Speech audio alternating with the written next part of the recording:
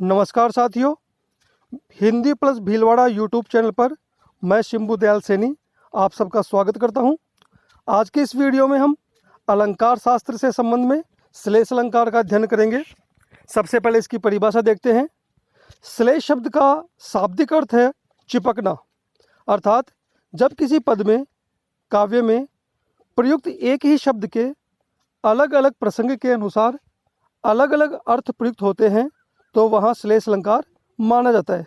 अर्थात शब्द का प्रयोग तो एक ही बार हो, लेकिन अलग अलग प्रसंग में उसके दो अर्थ, तीन अर्थ प्राप्त हो तो वहाँ पर श्लेष अलंकार माना जाता है।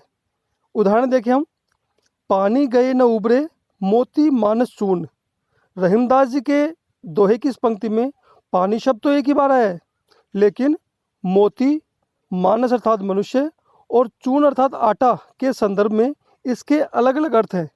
जैसे मोती के संदर्भ में अर्थ है इसका चमक, कि मोती से यदि उसकी चमक चली गई, उबरे यानी चमक चली गई, तो उसका कोई मूल्य नहीं रहेगा। उबरे यानी नष्ट होने के अर्थ में। मनुष्य की यदि उसकी इज्जत अर्थात मर्यादा चली गई, नष्ट हो गई, तो मनुष्य का कोई मूल्य नहीं रहेगा। और चूर्ण अर्थात आटा भी बिना पानी के उसका कोई महत्व नहीं है, उसका कोई उपयोग नहीं है।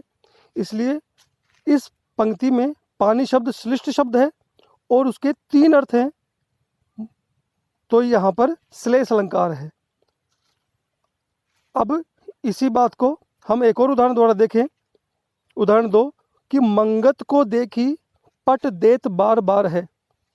इस पंक्ति में पट शब्द के दो अर्थ हैं, वस्त्र और किवाड़।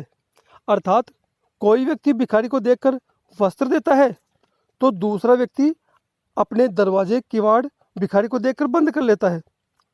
तो पट शब्द के दो अर्थ हो गए, वस्त्र और किवाड़, कि कोई व्यक्ति तो भिखारी पर दया करके उसको वस्त्र आदि देता है और कोई उससे घृणा करके अपने किवाड़ बंद कर लेता है। तो पट शब्द श्लिष्ट है और इसमें श्लेष अलंकार है। तो इन दोनों उदाहरण के द्वारा से हम सब समझ गए हैं। अब देखें हम श्लेष अलंकार के भेद। तो साथ ही उसके दो भेद हैं। पहला है अभंग श्लेष।